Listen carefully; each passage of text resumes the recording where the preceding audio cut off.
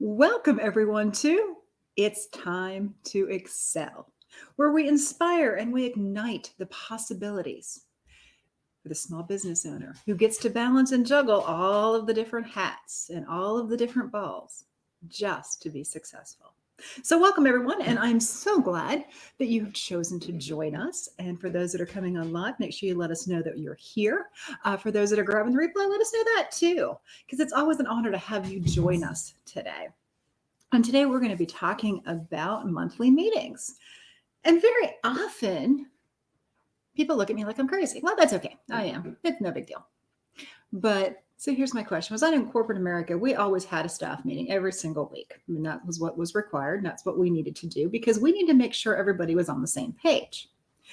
Well, okay, you're business owners. That's fabulous. Are you having a monthly staff meeting or a weekly staff meeting or a staff meeting ever? Think about that just for a moment. In corporate, it makes sense. You always hear about talking about going to meetings and doing this and doing that. And we've got to have this meeting and that meeting. And some days in corporate world, there's so many meetings you forgot to get time because all of a sudden, so much forget, there just wasn't enough time because there was meeting to meeting to meeting to meeting to meeting. And somewhere you had to get some work done. So that was always a little bit of a challenge. Sound familiar? Not a whole lot different when it comes to the small business owners as well. So today we are going to be we've been talking all month about time management. And what do we need to do from taking care of ourselves? Because, part of being the business owners, we often forget about ourselves. So we talked a bit about that. We talked about some tips and tricks to kind of see how we could at our virtual lunch and learn, where we had some opportunities to kind of say, how should we be splitting up our time? What should we be spending our time on as a business owner? How do we fit it all in? What direction do we go in? So we kind of took a little look at that as well. We talked about a weekly plan sheet. And this week, I'm going to ask you this question. Do you have a regular staff meeting? The first comment I usually get when I question that to my small business owners, and I'll talk to my clients, and I'm like, do you have that business? Do you have that actual meeting? And they're like, well, it's just me. I don't need a meeting. I disagree. Let me tell you why. Think about this. You need to make sure what direction you're going in. We have often talked about that. I always use the analogy, you've got goals and you have got a dartboard and you are throwing darts towards that dartboard because you know where you're going. And if you don't know your numbers and you don't have a system in place for your numbers, all of a sudden you may just realize, probably the hard way, that dartboard that you're sending all those darts towards is behind you. Funny thing, it's going to be a little hard to hit the bullseye if you're aiming this way and the dartboard's behind you. And I always want to encourage knowing your numbers helps make sure you, one, know where your dartboard's at, and two, know which darts are going towards there. Are you hitting bullseyes? Are you off to the left? Are you off to the right? Are you up? Are you down? Where are you at? Your numbers are the tool to help you know that, so that you know that you're aiming towards the goals that you're trying to accomplish. So in order to do that, guess what? You as the business owner need to know what those are. And when do you figure that out? When you have your, let's just call it monthly meeting. Let's just go with that one. Let's have a monthly meeting every single month to know exactly what we're doing. But once again, the comment is, but it's just me. I know what's going on. Do you? Unless you get it written down, unless you get it in front of you, you may have a good idea, but you don't know. And that's what all too often happens. You don't know. If you're not taking time for that monthly meeting with yourself, yes, yourself, then you really don't know for sure if all those darts you aimed at even come close to the dartboard, let alone the direction that you want your business to go in. So what I want to encourage you today, and I want to invite you to do, because it's your time to excel. And we've got to figure out what the possibilities are, and we've got to inspire and ignite that. And that's what I'm going to encourage you to do today. I want you to schedule in your calendar. Yes, I am a little crazy. We've already established that. Schedule a monthly meeting at least. Have time set aside to really look at your numbers. So that's easier said than done for most people. So let's break this up a little bit and see if we can't make it a little bit less stressful as we're looking. So first and foremost, step number one. So my tip today is step number one, I want you to plan a monthly staff meeting. And if it's just you, fabulous, because here's the good news about it just being you. You get to pick the time and the place, and you don't have anybody else to argue with or try to coordinate schedules with. So much easier. Try to pick it on the same time, same frame of the month. So say the last Friday of the month or the first Monday of the month. Pick something that works for you and set it aside. Give yourself at least an hour. Sit down and work with your numbers, because there's quite a few numbers you need to know, and it can get a little bit overwhelming, but remember, that's not what we're not trying to do, overwhelm. We want you to have a simple way of doing it. So that's kind of what we're going to talk to you. So step number one is I want you to schedule on your calendar, handwrite it down. Even if you use Google, type it in. Get yourself a monthly staff meeting. Yes, with you. As I said, the cool thing is you get to pick the time and the place. So if you prefer to have your staff meeting outdoors in the sunshine, be my guest. You can do that. Welcome to being a business owner. So that's step number one. The second thing is, okay, what in the world are we going to talk about during this thing? Well, just like when I was in corporate, I actually had an agenda. So let's simplify it a little bit, because the agenda can be a little bit crazy when it is honestly just you. So how about let's do a checklist. So let's go ahead and take an opportunity to come up with a checklist. So what am I talking about? So just for grins and giggles, I'm going to go ahead and I'm going to share my screen here for a moment. And I want you to actually have an opportunity to kind of see a checklist. Now, this checklist kind of combines a couple of things, and it combines daily and monthly and quarterly and et cetera, et cetera. So we're just going to kind of give you an idea. But you can set up something as simple as this, an accounting checklist. So it's something that you can actually take a look at. And as I said, I had some daily and some weekly on here. So these are some of the things that you're going to be looking at. But let's really look at the monthly, because that's kind of what we're talking about. You need to make sure you've balanced your checkbook. Yes, even as a business owner. So what does that entail? Doing the reconciliations in, shall we say, QuickBooks. I often get asked, why do I need to do a reconciliation? I've already done it. And my answer is usually always the same. I tend to have canned answers that, it's entirely up to you. Granted, is it required? In my world, it is. In your world, okay. But you've got to be assured that you will never make a mistake yourself, and your bank will never make a mistake or oopsie, or forget to put in a deposit into the account or transpose some numbers, because they have these lovely machines that read the checks now. Sometimes sevens look like ones. You get the idea. If you're absolutely certain that nothing will ever be an oopsie on your behalf or on the bank's behalf, then by all means, skip the recon. In my world, I've found too many times where the two don't match. Wouldn't it be better to know this month so you actually have time to correct it than to go 6, 7, 8, 10, 12 months later? And now you've got a nightmare because they forgot to deposit 3 $500 deposits that you were counting on. And now all of a sudden you're overdrawing your account. It happens. It happens. So get in the habit of making sure your reconciliations, in other words, balance your checkbook. Some of the other things, what's your receivables? So what's a receivable? Who owes you money yet? You've invoiced out your clients. They haven't paid yet. What's outstanding? Do they need a little reminder? Now's a perfect time to do that as part of your monthly meeting. Go ahead and incorporate some actual tasks that need to be done anyway as part of that. If you have inventory, you probably need to be looking at that and kind of seeing what's going on, if there's any adjustments needing. Of course, your payroll, that's done in whatever cycle that you're in. But there's very often some taxes that go along with those lovely cycles of payroll that need to be addressed. So depending on what you're using, so you need to be kind of looking at that. And one of the biggest things is you need to be looking at your reports. You really need to be looking at that profit and loss. You need to be looking at your balance sheet. You need to be looking at a budget, all these crazy things. So I thought I would take a little bit of time and actually kind of walk through what this all is. So let's think about this.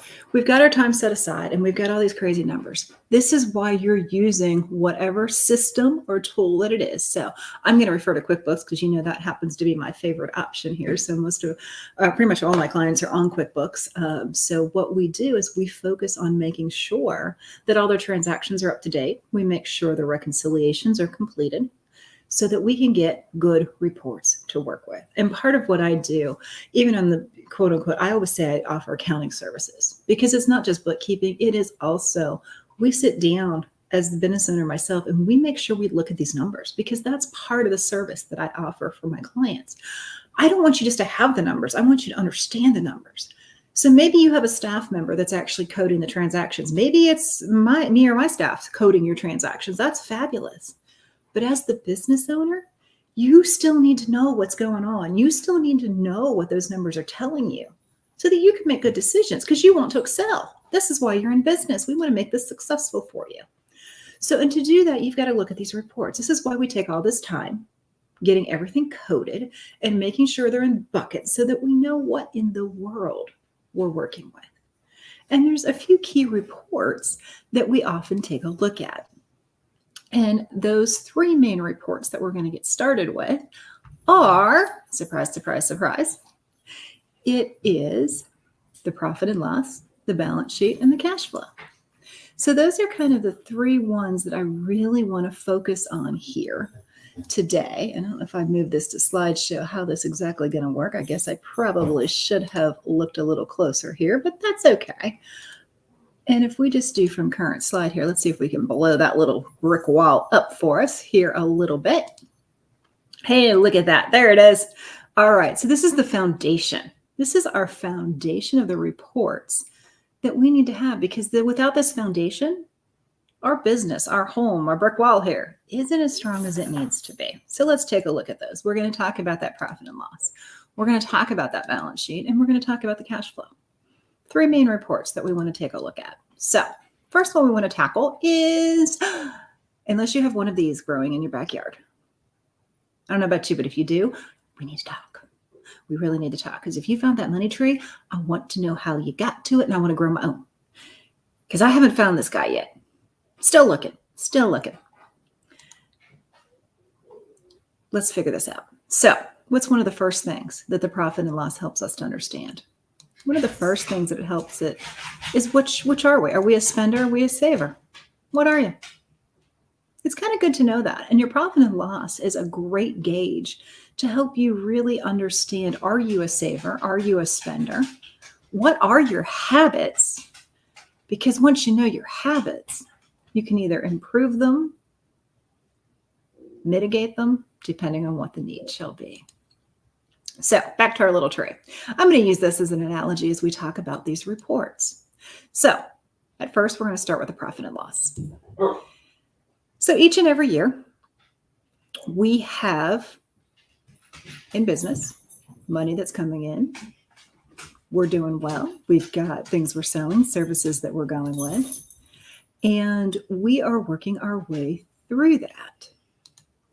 Oops, is it still there? It sure is. And of course, it got dropped off there. Gotta love it. Entertainment continues. Come on there, computer. Gotta love when technology works. So as we're looking at that, and think about it, each and every year, we do well, hopefully. We had a great year. We had a very profitable year. Got lots of apples on that tree. And of course, with the profit and loss, at the end of the year, we kind of reset it. That's what your profit and loss, it's a time frame. So each and every year, it kind of resets itself. And there's some accounting things that go in the background, which we're not going to cover today. But just to give you an idea, so it's your profit and loss. How much money is coming in? How much money is going out? What's the difference? Did you have more money coming in or more money going out? Profit, more money in. Loss, more money going out. So that's what it boils down to. So that's kind of like our apples each and every year. We figure it out. So we know exactly what's going on each year. And that's how the profit and loss works. So there's a couple of key features in there, of course. And that ends up coming into being, you've got your income. So we have to know what our income sources are. What income's coming in? What is coming in? How are we getting our money? What services are we offering? And then, of course, that's the top line. then we subtract off what expenses have gone out. And the bottom line is profit or loss. So that's kind of what that's all telling us about. And that is our profit and loss. And it's one of the main things that goes. And if you have inventory, then you're going to have a cost of goods sold in there. We're not going to talk a whole lot about that. But if you happen to have inventory, that's where this number goes as well. So it allows us to figure out exactly what is our income and loss. And yes, you're going to have both. It is what it is. Most businesses are all very cyclical, and there's always going to be ups and downs and bumps and bruises along the way. But understanding and seeing how the P&L is working, profit and loss, and as accounting worlds, we end up saying P&L, so I catch myself doing that pretty regular. Too many years in accounting, but that's okay. As we're looking at that, we start understanding and we start seeing trends. Trends are important. Why? Because maybe you're in a business that in the summer months you have great profit, but in the winter months things slow down and you have sometimes a loss. How do you smooth that out? Instead of jumping boom, boom, boom, boom, high, low, can't we kind of roll them in a little bit? And if you know what your trends are and you know that that's going to happen, then you can kind of put some money back when you're doing better so that it can help alleviate some of the stress when the months aren't doing as well. And that's what your P&L is going to help you to determine and help you to know exactly what direction you're going in. It's your tree. And it's kind of, we're going to see, you got back to the tree here. So we talked about our fruit coming off, and that's kind of like your profit and loss. How's it doing? You have lots of apples this year, not so many apples this year. Your balance sheet is much more the trunk. That's your stability. How stable is your business? That's what the balance sheet's going to help us to know. And of course, the balance sheet's going to help us to know what are our assets. So what do we own? What do we own for an asset? Our liabilities, what do we owe? So what money do we got to pay out? And then basically the equity in the business. So in very, very, very general terms, you pretty much take what you own minus what you owe, and you get the net differential, which that differential is typically the equity. It's the value of the business. And this is going to fluctuate. But the cool thing about the balance sheet is it really starts to show exactly how stable your business is, because it doesn't reset at the end of the year. Like on the P&L, as I said, it's a time frame. So your apples go on for this year, they drop off. Okay, it is what it is. Okay, let's start over for the new year. The balance sheet is more what they call cumulative. It's year to year to year, because it's like the trunk of the tree. You know, those lovely rings, and the longer it goes, the stronger it gets very often, and those rings become even stronger, and it really becomes more stable. That's exactly what the balance sheet is indicating for your business. How stable is your business? How stable is it? Your balance sheet will help you to understand that. But of course, in order for this tree to become stable, in order for it to produce fruit, it's going to take some cash. And cash is kind of like those little roots. And we got to water those roots, don't we? In order for that tree to become strong and stable, we got to water it. And our waters are cash. It's our cash. So we've got to understand the cash. And basically, here's the third financial report. We are looking at our cash flow. So there's parts of the cash that go on the income statement. There's part of cash that goes on the balance sheet. But this is the report that takes just the cash piece out and gives you a report. What is your cash flow coming in? Do you have customers that pay you in 30 days, 45 days, 90 days? What do you have going out that is due in 20 days, 30 days, 45 days, 3 months, 6 months, whatever? That's what this cash flow does. It actually helps you to gauge exactly how cash, which is the watering of the roots, because of course when you get stable, you need cash to do that. This is how all this works. And this is what this report does for you. So it takes the pieces of the cash from the P&L, which is your net income, money coming in. And then of course, in your balance sheet is where those receivables are going to be. How many people owe you some money? What do you owe? All those assets and liabilities kind of a deal. All of those that involve cash, that's accounts receivable, accounts payable, your credit cards, all that fun stuff. All of that kind of blends into here. So that tells you exactly how much cash you're working with in a certain time frame. And it's good to know that. It's very good to know that, because it's what connects it all together. So keeping that in mind. And of course, I always encourage you, have some type of a system that's going to work for you so that you know that you have these reports available. It shouldn't be a cumbersome nightmare for you to gather them. Hence the reason I do use QuickBooks. It's a tool. It's just a tool. There's other tools out there. As I said, I just happen to specialize in QuickBooks, so I kind of refer to that as I'm talking. However, get a system in place because a system is going to save you time, energy, and money. That's what a system's going to do. It's a tool for you to be able, Izzy agrees, absolutely. It is important that you have a system. That's what that translates to, just in case you're wondering. Make sure that you have a system in place to get these reports because these reports are going to help you to make good, educated decisions about your business. What do you need to tweak? What do you need to change? What do you need to improve upon? What's really working? Let's repeat it again. All of that blends into it. But there's one other piece that I always like to talk about as far as when you're looking at the reports. That's another quote unquote system that is there for you. And that, of course, is your budget. You need to have a budget. You need to know what direction you're going in. Because in the words of Dave Ramsey, the budget is simply telling your money where to go instead of wondering where it went. That's what we're dealing with. And a budget is just a roadmap. It's just helping you to know what's going on. What direction are you going in? Because we want you, it's your time to excel, and we want you to excel. And you can do it. And it doesn't have to be crazy. So let's talk just briefly about a budget.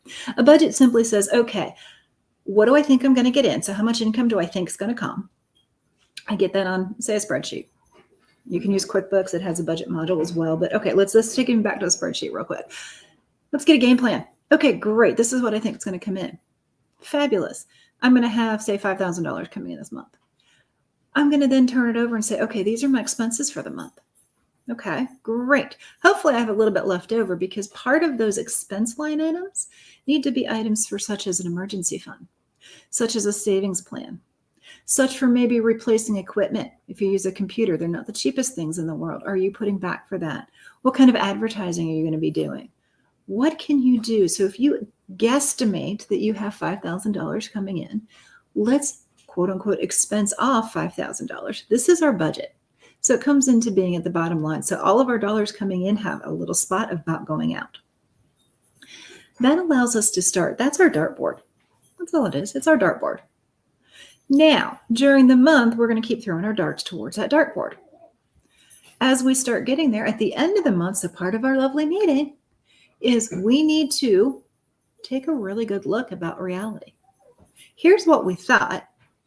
You run your P&L out of your system. This is what really happened. What's the difference?